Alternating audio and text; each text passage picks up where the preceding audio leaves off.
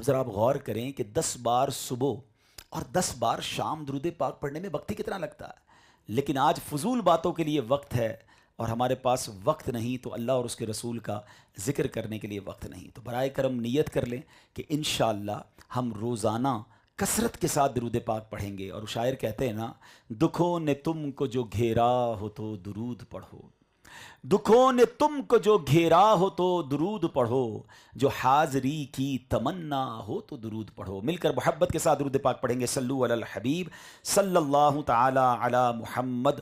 میرے پیارے اسلامی بھائیوں، آج ہم جو بات کریں گے نبی پاک علیہ الصلوۃ والسلام کی سیرت مبارکہ کے بارے میں، کہ ہر معاملے میں سرکار دو عالم اللہ کے آخری نبی صلی اللہ تعالی علیہ وسلم کی سیرت ہمارے لیے عملی نمونہ ہے، بہترین نمونہ ہے۔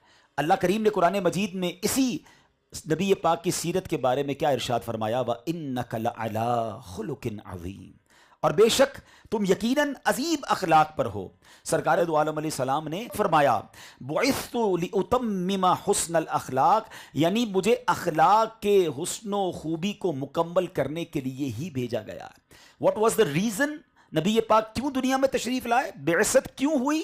اس کا جو مین ریزن فرمایا کہ مجھے بھیجا ہی اخلاق کی تکمیل کے لیے ہے۔ تو اس سے اندازہ ہوتا ہے کہ حسن اخلاق، اچھے اخلاق، اچھی زندگی گزارنا یہ اسلام کو کس قدر مطلوب ہے۔ اور نبی پاک کی سبحان اللہ جو سیرت ہے، اس کے اندر جو اخلاق کریمہ کا شاندار نرمی کا، معافی کا، درگزر کا جو عنصر ہے، تو وہ شاعر کہتے ہیں نا، وہ نبیوں میں رحمت لقب پانے والا، وہ نبیوں میں رحمت لقب پانے والا، مرادیں غریبوں کی بر لانے والا، مصیبت میں غیروں کے کام آنے والا، وہ اپنے پرائے کا غم کھانے والا، فقیروں کا ملجا، ضعیفوں کا ماوا، یتیموں کا والی، غلاموں کا مولا، خطا کار سے درگزر کرنے والا، بداندیش کے دل میں گھر کرنے والا۔ میرے آقا وہ ہیں جو خطا کار سے درگزر فرماتے، میرے آقا وہ ہیں جو یتیموں کے ملجا ہیں، اپنے پرائے کے غم کو محسوس کرنے والے ہیں۔ آج سیرت رسول علیہ الصلوۃ والسلام کے ذریعے مجھے اور آپ کو یہ سیکھنا ہے کہ ہم نے اپنی زندگی کو کیسے گزارنا ہے، کیسے بہترین مسلمان بننا ہے۔ میں نبی پاک علیہ الصلوۃ والسلام کے دور کا آپ کو ایک واقعہ سنانا چاہتا ہوں۔ حضرت زید بن ثانہ رضی اللہ تعالیٰ عنہ، یہ ایک یہودی عالم تھے، ابھی مسلمان نہیں ہوئے تھے، لیکن ان کے ساتھ کیا معاملہ ہوا؟ انہوں نے نبی پاک علیہ الصلوۃ والسلام سے کوئی کاروبار کیا تھا، اور کھجوریں دینے کی اب جو مدت تھی اس میں 2 یا 3 دن باقی تھے۔ تو پیارے آقا علیہ الصلوۃ والسلام نے ابھی 2-3 دن بعد وہ کھجوریں لوٹانی تھی۔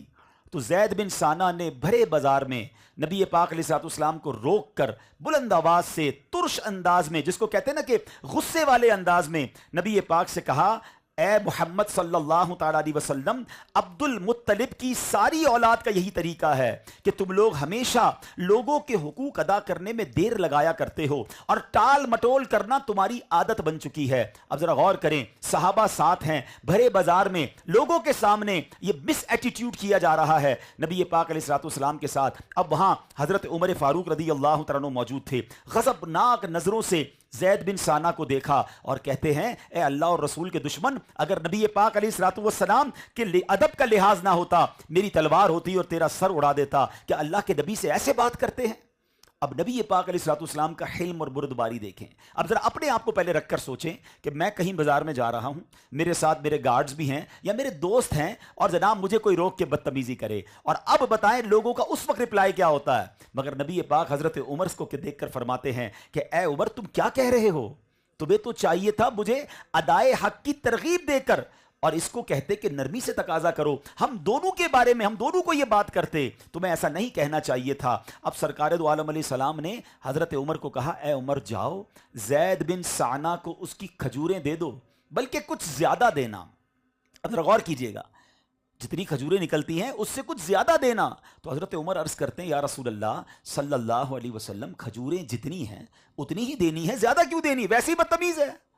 تو نبی پاک نے فرمایا اے عمر جو تم نے تیکھی نظروں سے اسے دیکھا تھا, اسے جس انداز سے تم نے بات کی تھی, اس کا دل ٹوٹ گیا ہوگا. ایسا کرو تھوڑی کھجوریں اس لیے زیادہ دو کہ اس کے دل میں مزید نرمی آ جائے. اللہ کے حبیب علیہ السلام کا فرمان سن کر حضرت عمر خود جاتے ہیں, جا کر کھجوریں دیتے ہیں. زید بن ثانہ کہتا ہے اے عمر جتنی نکلتی ہیں اس سے زیادہ کیوں دے رہے ہو؟ کہا میرے نبی علیہ السلام نے کہا ہے میں نے تمہیں بڑی عجیب نظروں سے, غصے والی نظروں سے دیکھا تھا, میں اس لیے تمہیں کھجوریں زیادہ دے رہا ہوں. اے میرے پیارے اسلامی بھائیوں, اب ذرا غور کیجئے. اب جب یہ دیکھا نا حضرت زید بن ثانہ نے یہ دیکھا تو کہتے ہیں اے عمر بات یہ ہے کہ تم مجھے جانتے ہو میں کون ہوں؟ حضرت عمر نے کہا کون ہے, تمہارا نام کیا ہے؟ کہتے ہیں میں زید بن ثانہ ہوں. حضرت عمر پہچان گئے کیونکہ وہ یہودیوں کا مشہور عالم تھے اس زمانے میں. کہا تم وہی ہو جو یہودیوں کے عالم ہو؟ کہا جی. تو کہا پھر تمہیں پتہ نہیں اللہ کے نبی سے بات کیسے کرتے ہیں؟ کہا مجھے بالکل علم ہے, میں نے آسمانی کتاب میں آخری نبی کی نشانیاں پڑھی ہوئی ہیں اور میں نے ان کی ذات میں نبوت کی تمام نشانیاں پہچان لی تھیں. 2 نشانیوں کا مجھے امتحان لینا تھا, 2 نشانیوں کے بارے میں مجھے چیک کرنا تھا کہ کیا یہ وہی اللہ کے آخری نبی ہیں جس کا ذکر ہماری آسمانی کتابوں میں ہے. اے عمر وہ 2 نشانیاں یہ لکھی ہیں کہ ان کی قوت برداشت ان کے غصے پر غالب رہے گی. جس قدر زیادہ ان کے ساتھ جہالت کا برتاؤ کیا جائے گا اسی قدر ان کا صبر و تحمل بڑھتا چلا جائے گا. تو اے میرے